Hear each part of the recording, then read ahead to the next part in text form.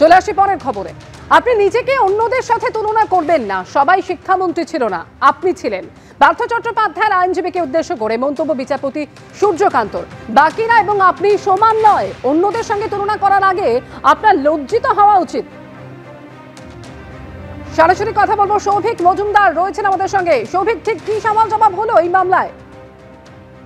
দেখো, মূলত পার্থ চট্টোপাধ্যায়ের আইনজীবীদের তরফ থেকে এটা সওয়াল করার চেষ্টা করা হয়েছিল যে এই মামলার ক্ষেত্রে, অর্থাৎ নিয়োগ দুর্নীতি মামলার ক্ষেত্রে অন্য যারা অভিযুক্ত রয়েছেন তাদের অনেকেই ইতিমধ্যে জামিনে মুক্ত।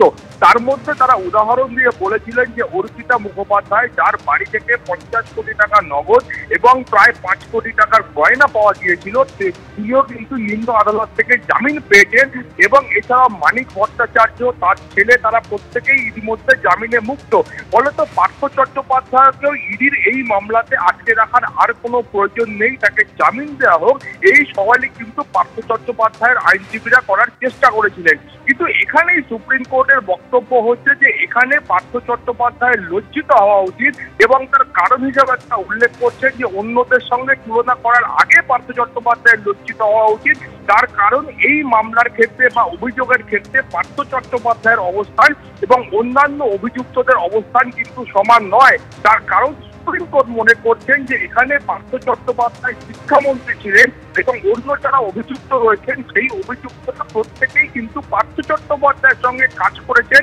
এই মর্মে তারা কিন্তু তাদের যে বক্তব্য ছিল সেই বক্তব্য পেশ করেছেন। ফলে এখানে বারবার পার্থ চট্টোপাধ্যায় যেটা বলবার চেষ্টা করছেন যে অন্য অভিযুক্তরা ইতিমধ্যে মুক্ত হলেও তিনি কেন জামিন পাবেন না, সেই সওয়াল করার চেষ্টা করছেন।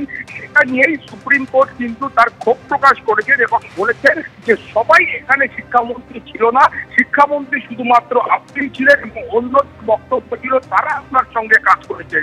এই মামলার ক্ষেত্রে আরেকটা উল্লেখযোগ্য দিক হলো যে আজকে ইডির তরফ থেকে সওয়াল করে এটা বলা হয়েছে যে অর্পিতা মুখোপাধ্যায় তিনি জিজ্ঞাসাবাদের মুখে স্বীকার করেছেন বা তিনি বলেছেন যে ইতিমধ্যেই তার বাড়ি থেকে যে 50 কোটি টাকা নগদ পাওয়া গিয়েছিল এবং তার পাশাপাশি যে সোনার গয়না পাওয়া গিয়েছিল সেটা নিয়ে তিনি এতদিন পর্যন্ত তিনি এবং তার মায়ের প্রাণ ভয়ে তিনি মুখ খুলতে পারেননি। কিন্তু এখন তিনি বলছেন যে ওই 50 কোটি টাকা নগদ এবং 5 কোটি টাকার যে গয়না ছিল, সোনার গয়না, সেটা কার, তার উত্তর একমাত্র পার্থ চট্টোপাধ্যায়ের পক্ষে দেওয়া সম্ভব। তার কারণ সেই টাকা অর্পিতা মুখোপাধ্যায়ের নয়। বলতো এই মামলার ক্ষেত্রে ইডির বক্তব্য হলো যে এই মুহূর্তে পার্থ চট্টোপাধ্যায়কে জামিন দেওয়ার কোনো প্রয়োজন নেই। তার কারণ ইতিমধ্যে পার্থ চট্টোপাধ্যায়ের বিরুদ্ধে আরো একাধিক মামলা বিচারাধীন পেয়েছে। এই মামলাতে জামিন পেলেও তিনি কিন্তু জেল থেকে বেরোতে পারবেন না। ফলত তারা মনে করছেন যে অন্যান্য যে অভিযোগগুলো তার বিরুদ্ধে উঠছে সেই অভিযোগগুলোর প্রেক্ষিতে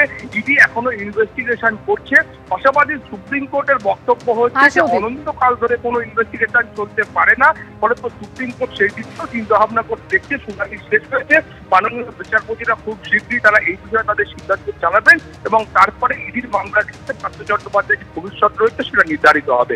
অমৃতা, ধন্যবাদ সৌভিক।